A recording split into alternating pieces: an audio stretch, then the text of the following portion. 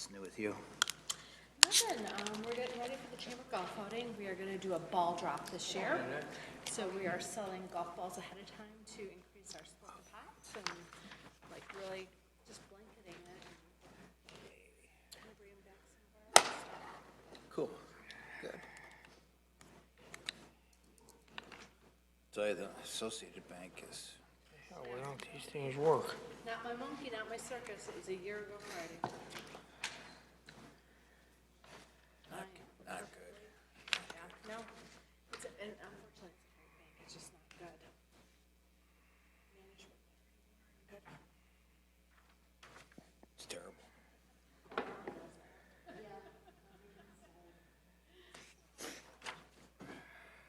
I'm so happy not being a banker. I had a 3-hour lunch.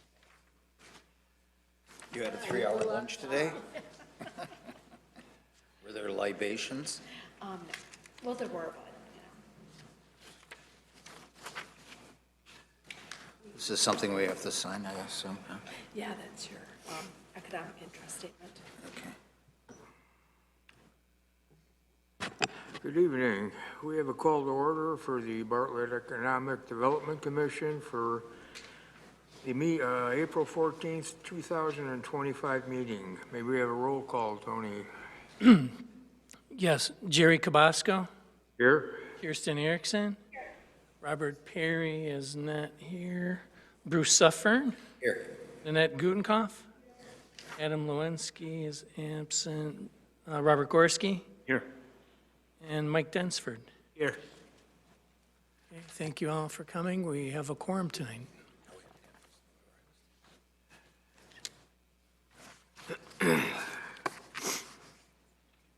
Next item on the agenda would be the approval of the previous month's meeting or meeting for February 10th, 2025. Do we have any discussion or a motion to approve? Motion to approve. Second?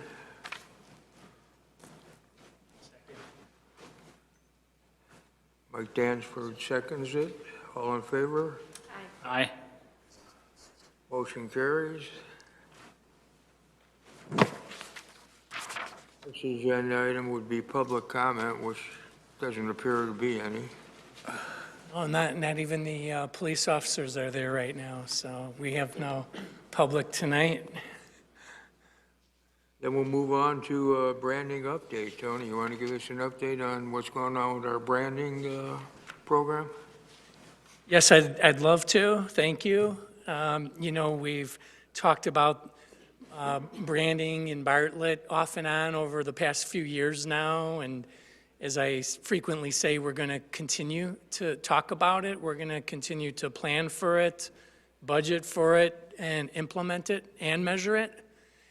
And we have kind of a long memo, and I'm going to skip over all the background of it, but you all recall there was an RFP that I wrote up, and the EDC helped tweak it and improve upon it, and then it was issued. We got 7 responses, and then we whittled it down to 3 that staff met with, and we bought the top 2 over here, and the EDC recommended in favor of A5, who, if you follow them at all, they're pretty much the leading municipal branding agency in the area. I mean, they do Chicago and Crystal Lake and McHenry, and they're all over the place.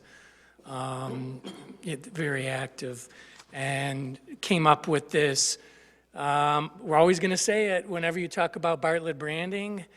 Ours is unique because, you know, you say that it's a we belong in Bartlett, but then sometimes you wear a shirt that says I belong in Bartlett, and then sometimes we send out an email blast or go to a trade show or send something to a business prospect that says you belong in Bartlett.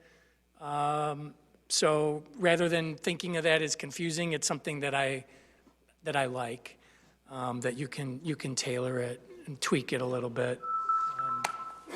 So as this, you see a few of the many shots, many photos we have of Oktoberfest and Mayor Wallace in the Fox News studio, and Trustee Gansey, both of whom were previously served on the Economic Development Commission, talking about Bartlett and the We Belong concept, as well as Scott and I standing downtown Chicago last fall at our first time we've had our own booth since probably about the pandemic started. We're going to do it again this fall downtown.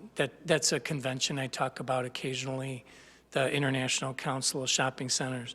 So the Media Blitz, to refresh your memories, this isn't all-encompassing, but it included spots on WGN-TV, Fox News, coverage, some nice coverage in the Daily Herald, WGN Radio Hometown Takeover. I love to mention that a lot at the EDC since a couple of commissioners spoke on those radio spots about various aspects of the village. And quite a few ads we did for our first restaurant week. I realized we didn't meet in March to really go over restaurant week too much, but back in February we had our inaugural restaurant week. We did a lot of nice ads for that. We talked about it at our February meeting. We had Pete at Pasta Mia spoke on TV, and they did some footage over at TL's and at ISA's, and a lot of other just kind of B-roll footage, they call it, where they just come in somewhere, snap a photo or two, and then add it. So this is kind of like what we did in the past.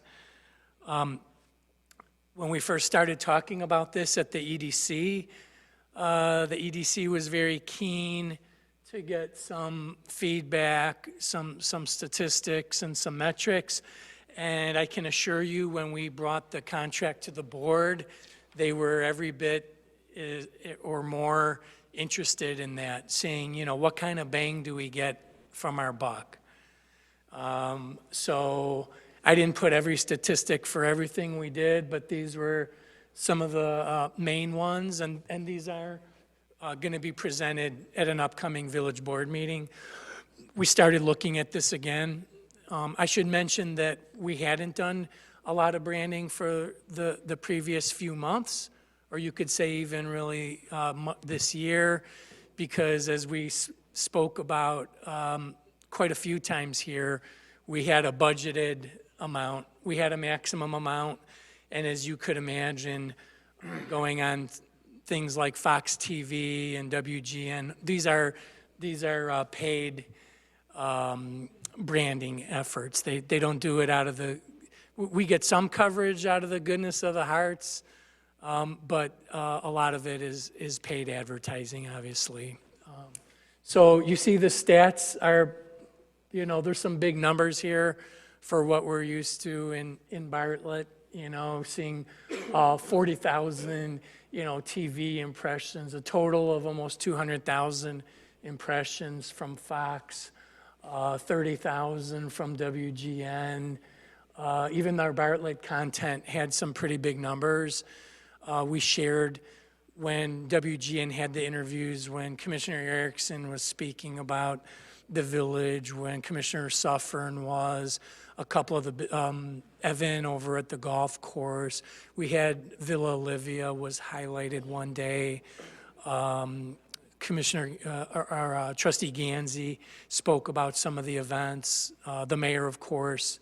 We had quite impressive numbers for that. So, you know, a lot of what we talk about in branding, sometimes it's hard to measure because it's really takes a kind of consistent messaging. Everybody's getting messages sent to them nonstop. Just check your email feed, including emails from me and the village and 1,000 other things.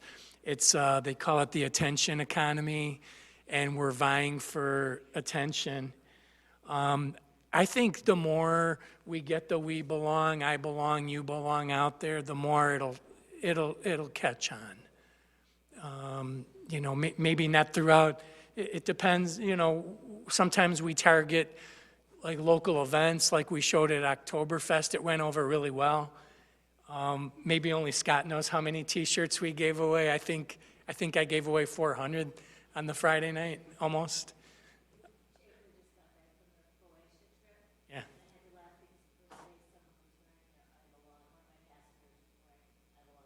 I love it. I wish you had a picture of that for our branding.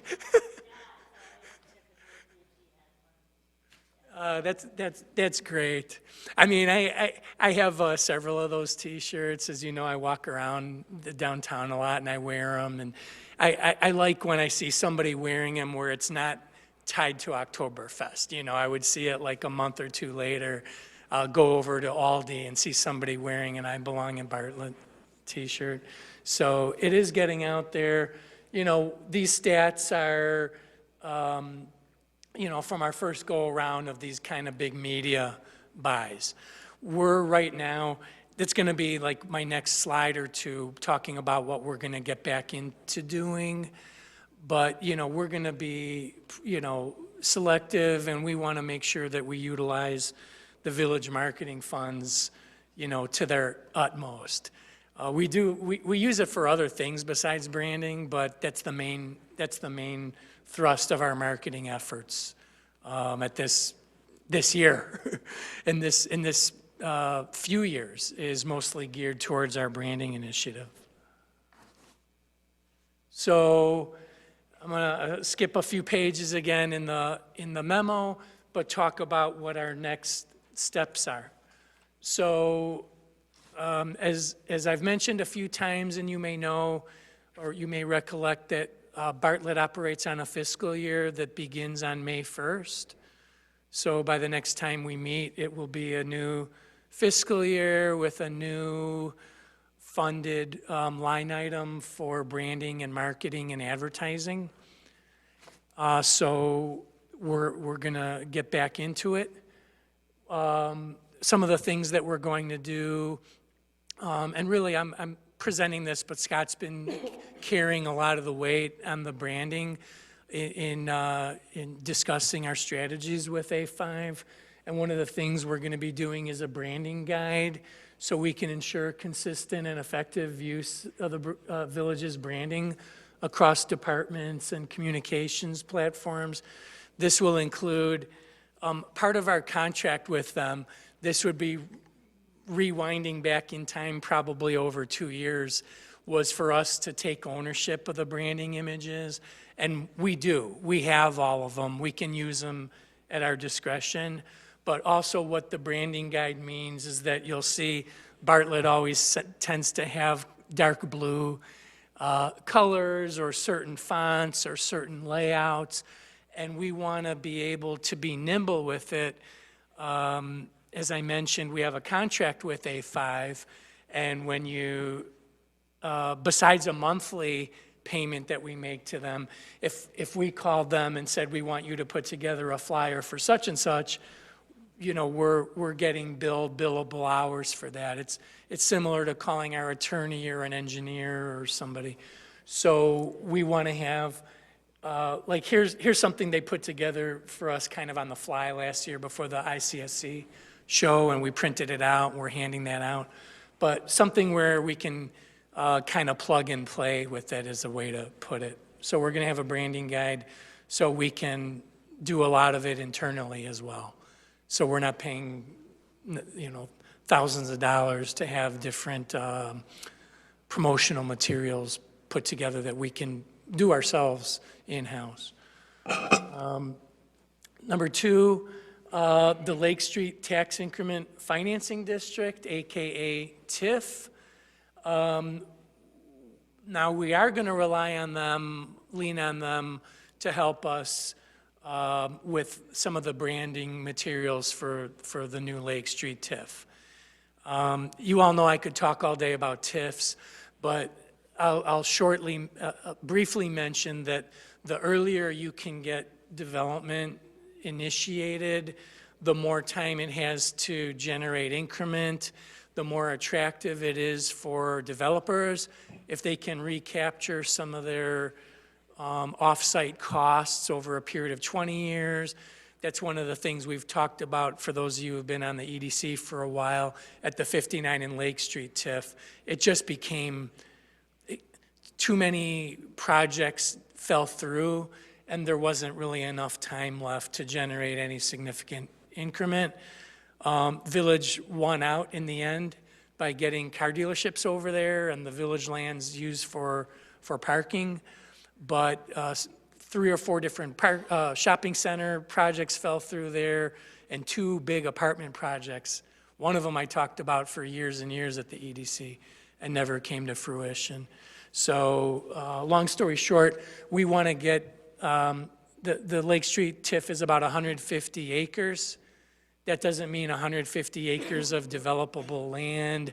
The school district owns about 50, and the IDOT owns about 30, and you know, when you break it down, it's probably less than 100 acres, and it's kind of scattered sites.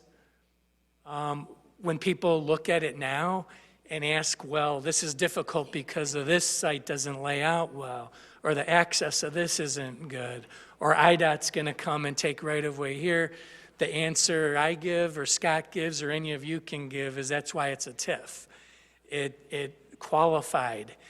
Had we hired one of the best TIF consultants in the state to qualify it, like I said, I could talk about TIFs all day, but the short of it is we're going to be showing you some TIF-related branding, you know, this coming fiscal year. We have, to answer a question people usually ask, we do have some interest. As a matter of fact, we have even a meeting this week with somebody who has a little interest in one of the TIF sites, so there is interest there. But also, as you know, it takes a lot more than interest in a site to make something happen, but we're going to do some good Lake Street TIF branding. Route 59 commercial corridor, whether or not we do branding, specific branding for that this fiscal year, I think remains to be seen, but it's on our to-do list. We have some undeveloped sites along Route 59 still. Haven't really talked about this with A5 much, but we have a couple vacancies, like the CVS on Army Trail Road is vacant now. But mostly we're talking about branding a corridor for come shop here, come develop here, check out this great site, 59 in West Bartlett, 59 in Schick. You know, we have some undeveloped land still along Route 59. And then, you know, like I said, we talk about this, key analytics, including some of these numbers like I showed previously, like website visits, social media content, look at some of the things that we look at every year regardless in our key performance indicators. I think that was our last meeting. We talked about vacancy rates, and we talked about, you know, permits issued and things like that. It takes a lot of effort across multiple departments and commissions and organizations that you're in and business owners to, you know, not just create a strong local economy here, but try to maintain it, try to keep growing it. So this isn't the only time we'll talk about the branding, what we're doing this year. You'll see it back again with information about, you know, some of the things that we're doing with that. So I know I went over a lot, like I do, kind of quickly, and but I'm ready to open it up to any questions you have or suggestions.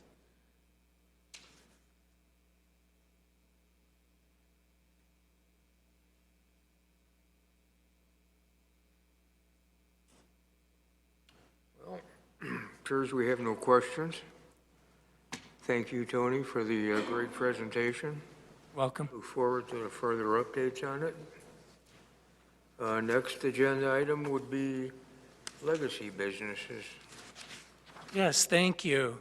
This is something that was conceived of last year but never really launched.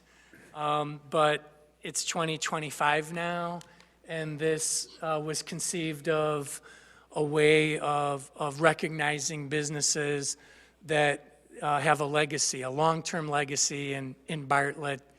Obviously, one of the longest-term legacy businesses in town here. We have the owner sitting here on our commission. So the effort aims to formally recognize and celebrate these businesses. I can tell you, I know a lot of you have been in the village for a very long time, and it's not the most fun thing to always think about or talk about, but many businesses have come and gone.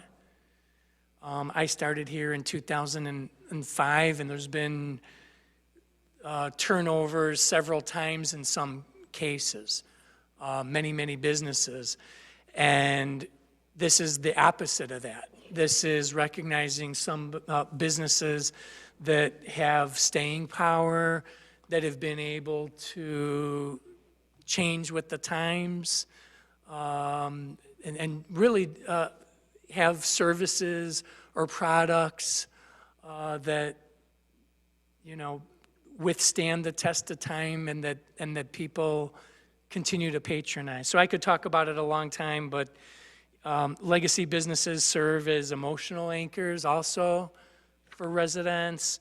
Your go-to pizza place, or a salon that you've gone to forever, or the mom and pop shop that had goats that your children fed when they were young, reliable auto repair shops and stuff like that. So we're going to get this going again. Last year, when I was thinking about it, I was talking about 1998, but now we're looking at places that have been open since at least 1999.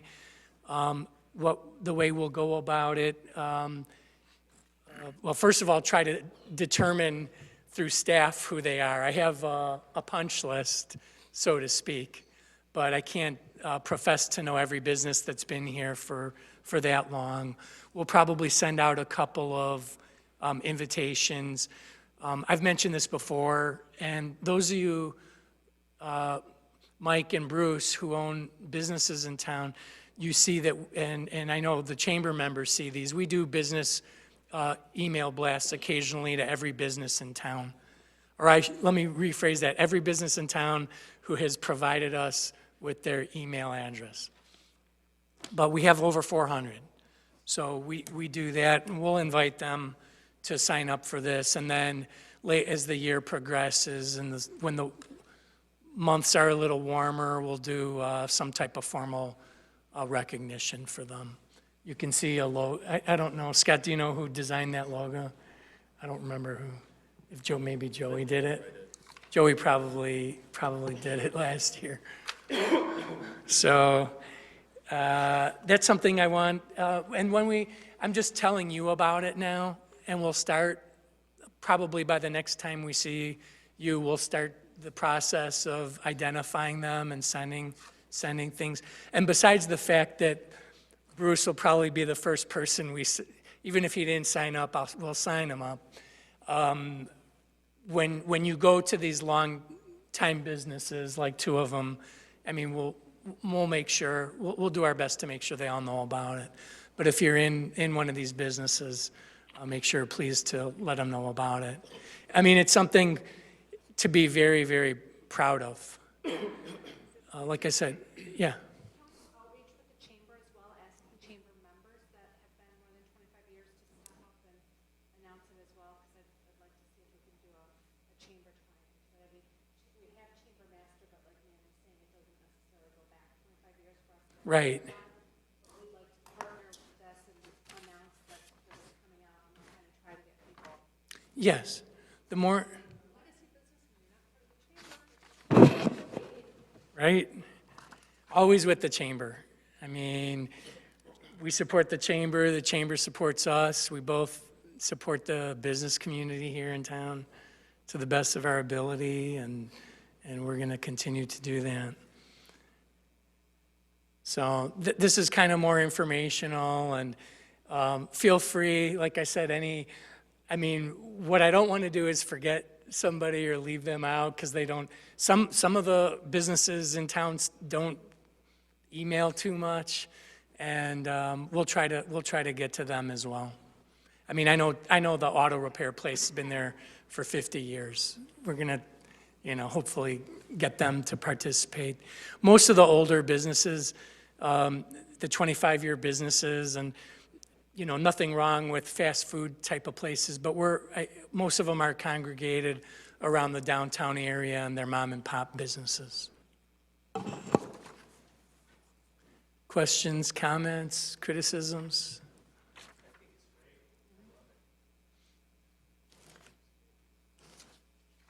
Yeah, you know what, we'll tie it in somehow to our branding, That's the way I would envision it, would be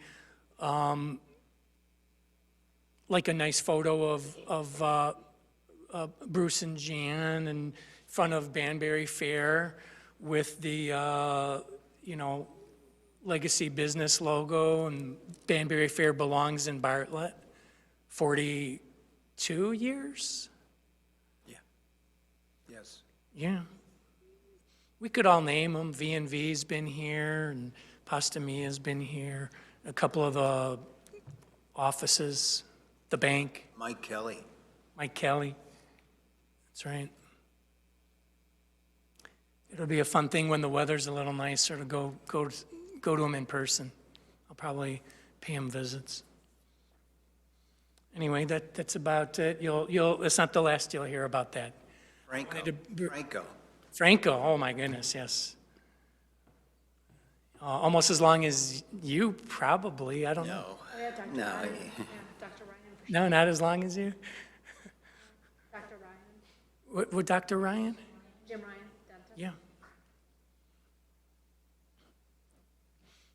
We'll have to see if there's a way to tie it in with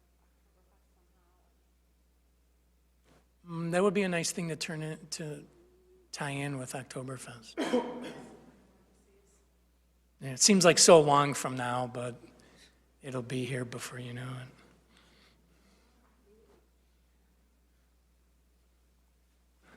Okay.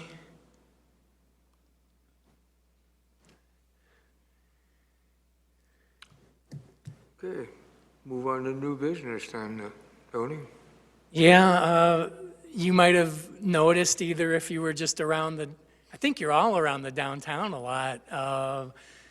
There's a new little convenience store across the street where the cleaners was I think they would have made it into a legacy business if they were still open.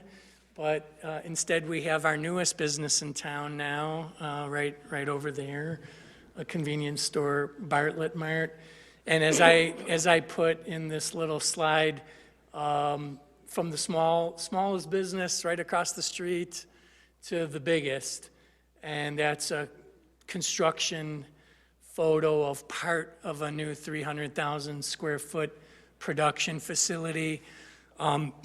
Rana is the village's largest business now, and I think really by a lot at this point.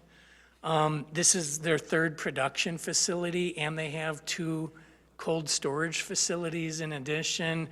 The last time I asked them how many employees they had, I think they said 1,400.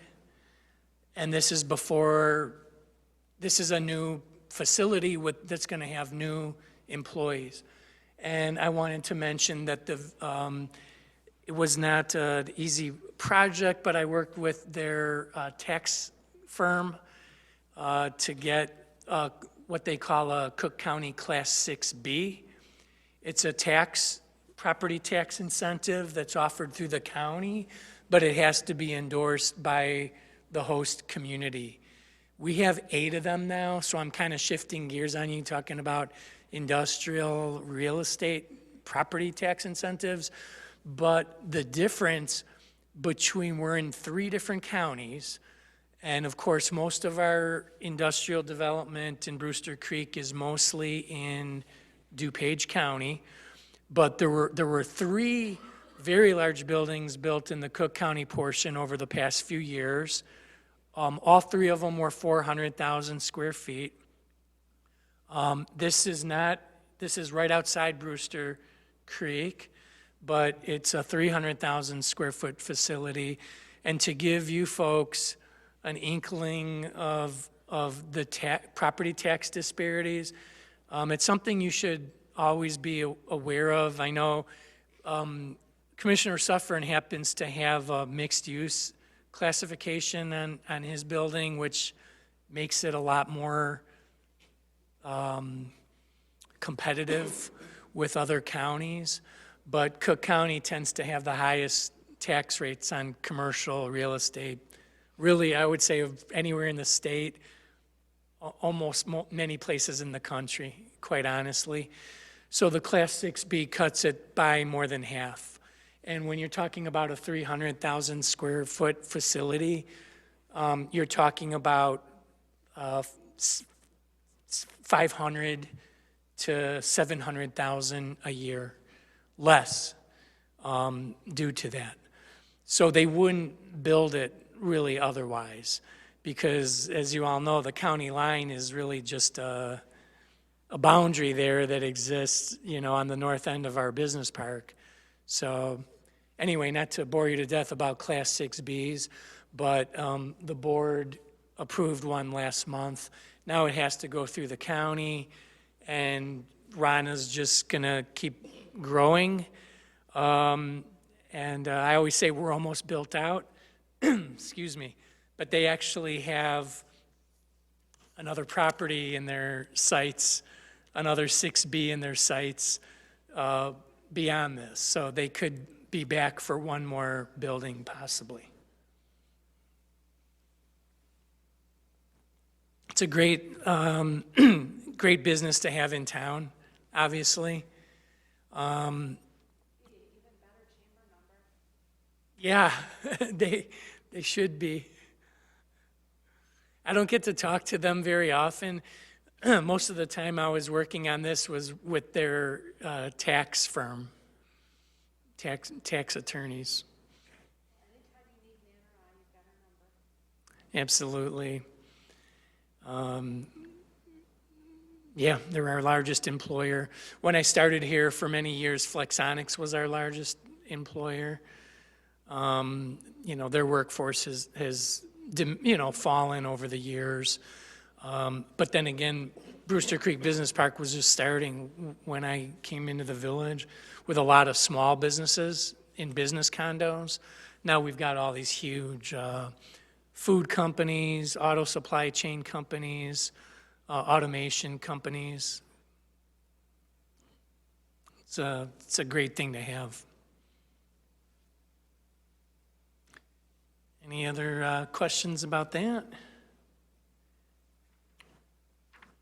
Okay, thank you for the new business update, Tony. You're welcome.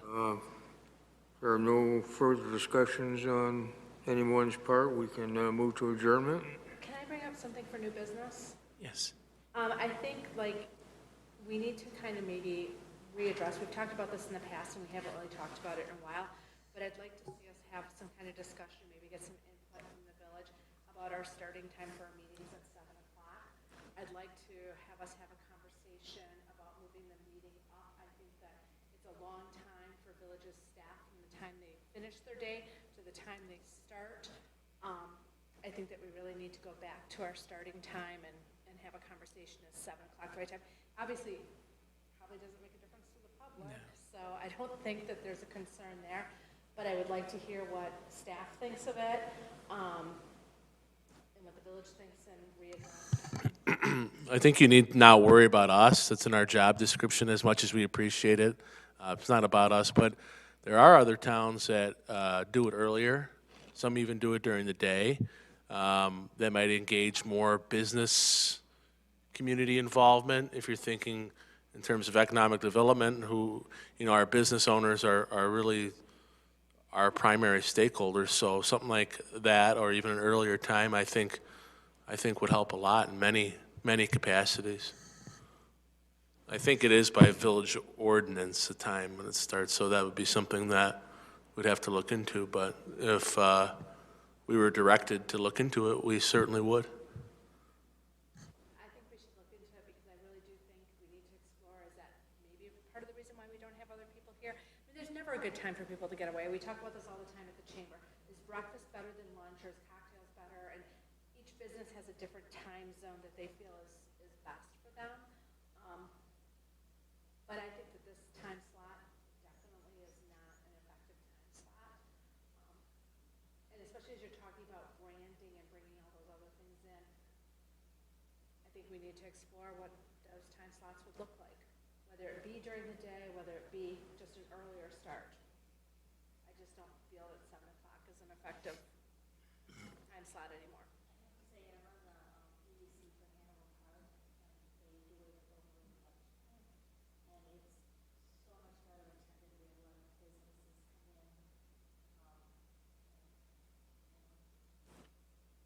And I think it's important people understand what we're working on. Of course, the minutes are published and all of that type of information, but I just don't think without that engagement of being there, it's difficult.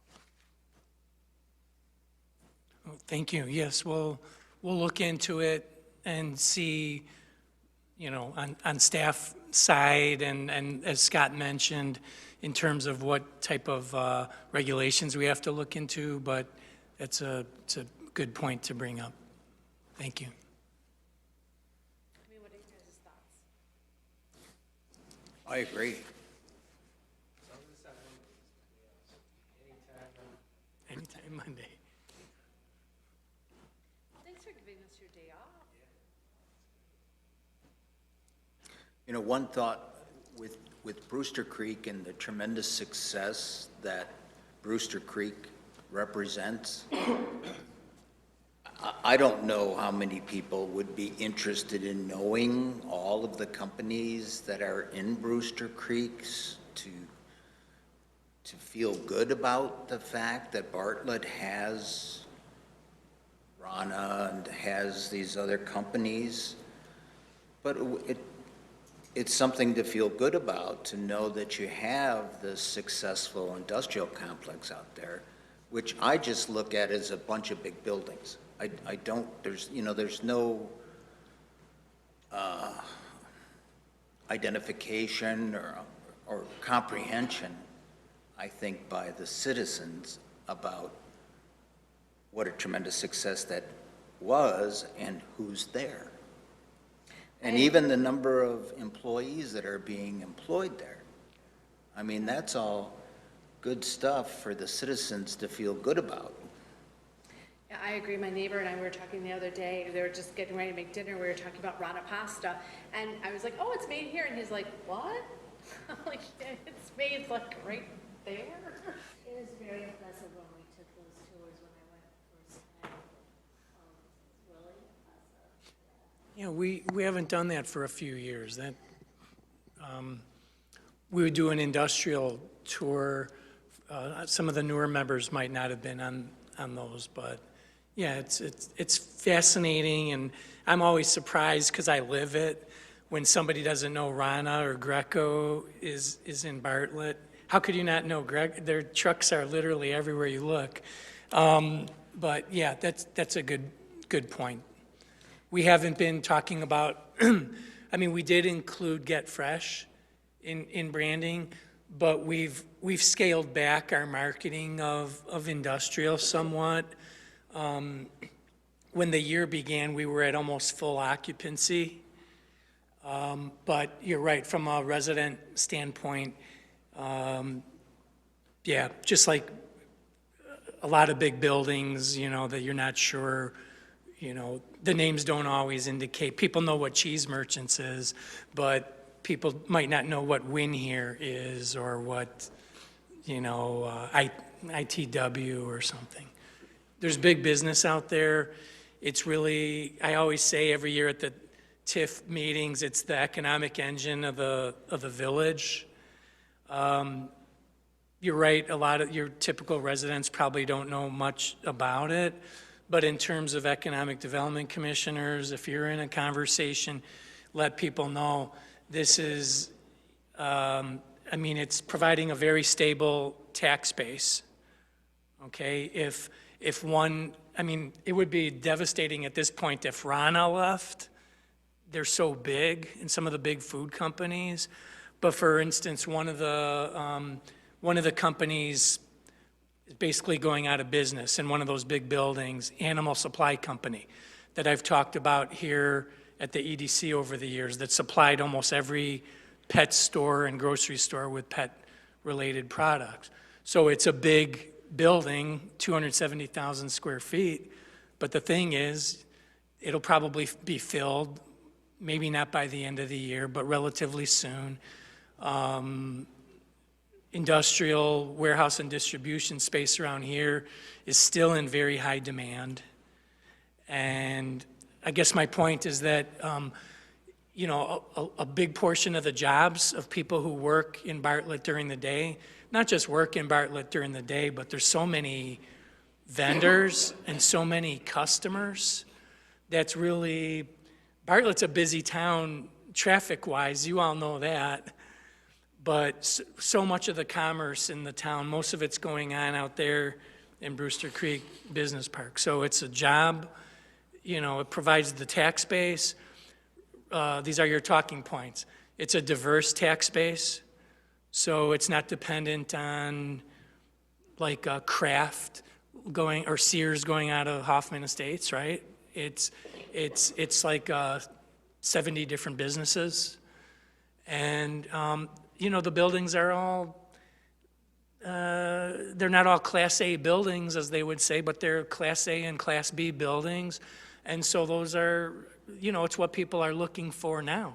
It's kind of the nicest, newest business park in the area. So, yeah, I could talk about it forever, but I think to Bruce's point, you know, and my thought was a LinkedIn post that would say, here's all these businesses, here's the industry that they're in, and the number of employees that they have. right. That could be a table in a LinkedIn post, and I think that would be great to get that information out. That's a good suggestion. Thank you. Yeah. People only in Bartlett, because look at how many people we employ, or, you know. Right. Adding that into a lot of the different things. Yeah, I mean, the Those are TIF's over. jobs, Yeah. too. So if I have a son or something that's looking for a job and he's graduating, whatever it might be, I don't think people realize how many jobs Yeah, are potentially available for applicants in the future. that's true. That's true. In our February meeting, when I went over quickly all those indicators, and I told you there were over 10,000 jobs within the village of Bartlett boundaries, you know, when we started looking at those statistics, then the number was like 5,000 or 6,000. So, I mean, that's the driver.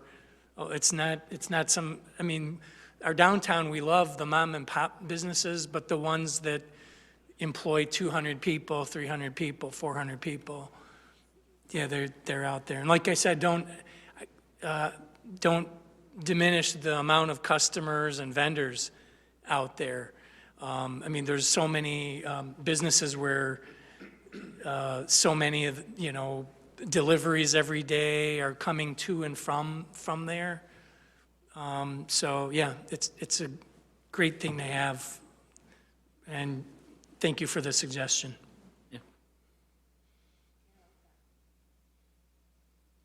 Just one other piece of new business, if you don't mind, because we are closing the fiscal year right now.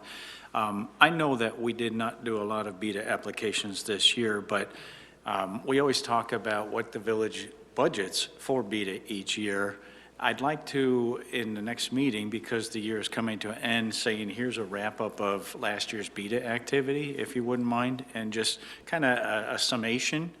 It doesn't have to be, you know, too elaborate, but just a summation of, you know, here's what we did in beta for the prior year. And that way, we can just kind of keep a sense of how we're doing in this front. We don't even need to put that on the agenda for next meeting. During the fiscal year, the EDC only reviewed one. Okay, At the last meeting, it was for about a $11,000 or $12,000 for JC Mexican restaurant. In terms of the budget, there was one check issued, and that was to the boss's signature for $50,000. And so in terms of the fiscal year that it gets attributed to is the actual year that the check is issued. So JC's, for instance, hasn't moved forward yet to the board to do this improvement, so they're not going to get a check this fiscal year. It'll be next fiscal year. One thing I can answer that. We only issued 50,000 out of 250. We only have one pending right now for 10,000 in terms of funds that the EDC looked at. We have 2 businesses working on BETA grants right now. One new restaurant and one of these ones that's not quite a legacy restaurant, but pretty close. And so we hope to increase it. Yeah. And they budgeted, we requested 250,000 again. Good. Yeah. Well, we keep our eye on that. We want to get them out there. We're not trying to keep it to ourselves, or we want to get it there to encourage people to invest, more in their own businesses or bring a new business. We've had a few new businesses that started and then didn't continue. But I'll tell you, the restaurant we're working with now on a potential grant is where Wheaties was previously located, over in Westgate Commons. So hopefully they'll be able to get their paperwork together and their permits together and come here before you in the spring.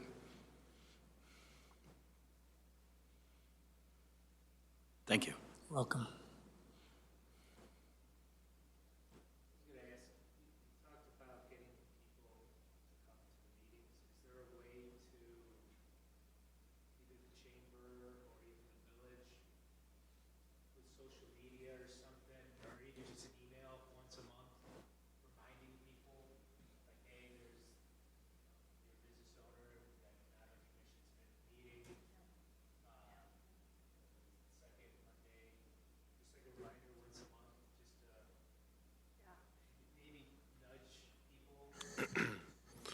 We actually do that via our email blast and via our Trending Now and Bartletter, but I don't believe we do that social media, so we can certainly do that, yeah.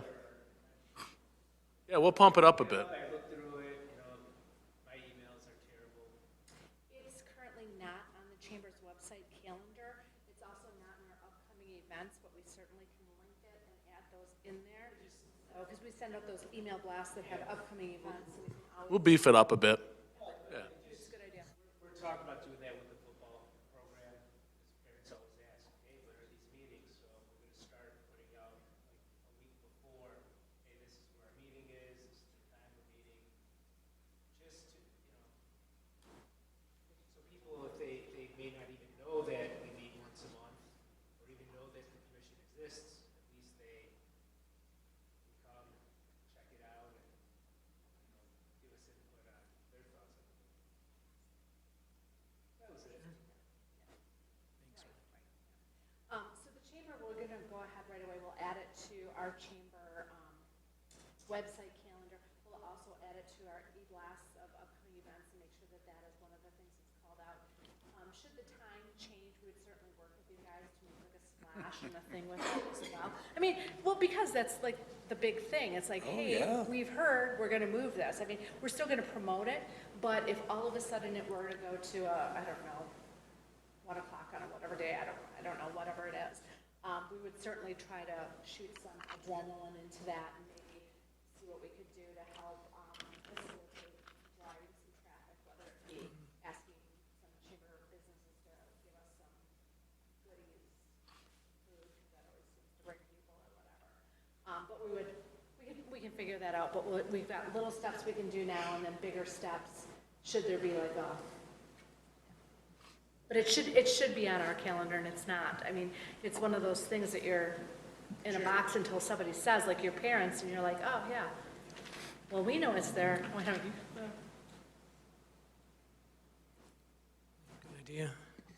Thank you.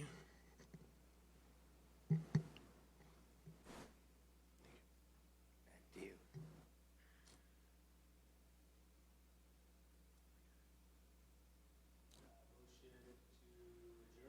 I'll second that.